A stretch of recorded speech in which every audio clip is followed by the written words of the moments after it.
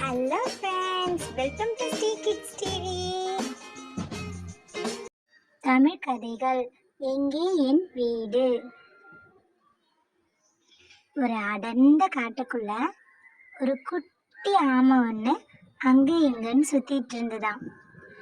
அப்போ அது ஒரு மரத்துல ஒரு குருவி கூட்டுல உட்காந்துருக்கிறத பார்த்துதான். தனக்கும் ஒரு வீடு வேணும்னு ஆசைப்பட்டுச்சான்.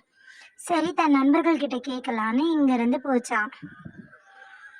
தூரத்துல ஒரு பஞ்சவர்ண கிளி உட்கார்ந்துட்டு இருந்துதான்.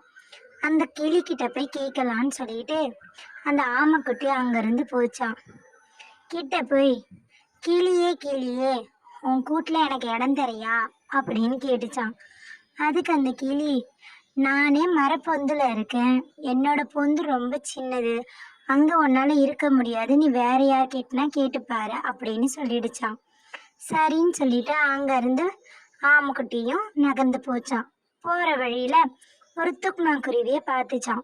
அதுகிட்ட கேட்டுச்சான், குருவியே குருவியே, உன் கூட்டுல எனக்கு இடம் தாயே அப்படின்னு சொல்லிட்டு. அதுக்கு அந்த குருவி, என் கூடு ரொம்ப சின்னது, அதுவும் இல்லாம காத்துல அசையும், உன்னால இதுல இருக்க முடியாது, நீ வேற யார்கிட்டனா கேட்டுக்கோ அப்படின்னு சொல்லிடுச்சான். சரின்னு சொன்ன அந்த ஆமைக்குட்டி அங்கிருந்து கொஞ்சம் தூரம் போச்சான். வழியில ஒரு கருப்பு காக்கா உட்காந்துட்டு இருந்துதான். அதுகிட்ட கேட்டுச்சான், காக்கா காக்கா, உன் கூட்டுல எனக்கு இடம் தரையான்னு. அதுக்கு காக்காவும், என் கூட்டுல ஆல்ரெடி முட்டைங்க இருக்கு, உன்னை தங்க வைக்கிறதுக்கு எனக்கு போதுமான இடம் இல்லை ஆமைக்குட்டி, நீ வேற யார்கிட்டனா கேட்டு பாரு அப்படின்னு சொல்லிச்சான். அதை கேட்ட ஆமைக்குட்டி சரின்னு சொல்லிட்டு அங்கிருந்து காட்டுக்குள்ளேயே போச்சான். அங்க ஒரு பாம்பை பார்த்துதான். சரி, பாம்பு கிட்ட கேட்கலான்ட்டு பாம்பு கிட்ட போயிட்டு, பாம்பே பாம்பே, உன் கூட்டுல எனக்கு இடம் தரையா அப்படின்னு கேட்டுச்சான்.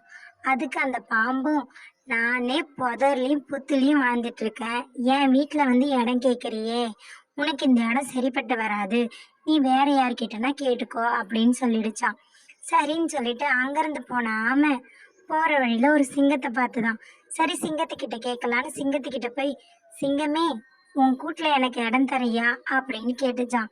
நானே குகையில வாழ்றவன், என் கூட நீ இருக்கிறது சரிப்பட்டு வராது, நீ வேற யார்கிட்டனா கேட்டுக்கோ ஆமைக்குட்டி அப்படின்னு சொல்லிச்சான். அதை கேட்ட ஆமைக்குட்டி சோகமா அங்கிருந்து கிளம்பிடுச்சான். சோகமா ஆன ஆமைக்குட்டி அங்கிருந்து ஒரு ஆத்தங்கரைக்கு போச்சான். அங்க போய் உட்கார்ந்துட்டு சோகமா இருந்துதான். அதை பார்த்த ஒரு பெரிய வயசான ஆமை ஆத்துக்குள்ள இருந்து வெளியில வந்துதான். அந்த வயதான ஆமை குட்டி ஆமை கிட்ட கேட்டுச்சான், உனக்கு என்ன பிரச்சனை, ஏன் சோகமா இருக்க அப்படின்னு. அதுக்கு குட்டி ஆமை நடந்ததெல்லாம் சொல்லிச்சான். அதை கேட்ட ஆமை சிரிச்சிடுச்சான். உன்கிட்டயும் தானே வீடு இருக்கு அப்படின்னு சொல்லிச்சான் பெரிய ஆமை. அதை கேட்ட குட்டி ஆமை யோசிச்சு திகச்சு நின்னுச்சான். அதை கேட்ட பெரிய ஆமை, அதுதான் உன் வீடு இருக்கே, நீ உன் வீட்டுக்குள்ள தானே தூங்குற, அப்ப அதுதானே உன் வீடு அப்படின்னுச்சான். அப்பதான் குட்டி ஆமைக்கு புரிஞ்சுதான். அதுக்கப்புறம் குட்டி ஆமை ரொம்ப சந்தோஷமா, அப்ப இதுதான் என் வீடு, இதுதான் என் வீடுன்னு கத்திக்கிட்டே காட்டுல இருந்து சந்தோஷமா போச்சான். எங்கே என் வீடு. இந்த கதையிலேருந்து நம்ம என்ன தெரிஞ்சுக்கிறோன்னா, ஒரு ஆமைக்குட்டிக்கு வீடு வேணும்னு சொல்லிட்டு நிறைய பேர்கிட்ட வீடு கேட்டு அலைஞ்சுது. ஆனால் அதுக்கு தன் வீடு தாங்கிட்டே இருக்குதுன்றதையே மறந்துடுச்சு. அது ஒரு பெரிய ஆமை சொன்னோடனே புரிஞ்சுக்கிட்டு சந்தோஷமாயிடுச்சு. அது போலதான் நமக்கு தேவையான விஷயங்களும் நம்மளை சுற்றி தான் இருக்கும். அதை நம்ம தான் அழகாக தேடி கண்டுபிடிச்சிக்கணும். Thanks for watching our channel. Like, share and subscribe us.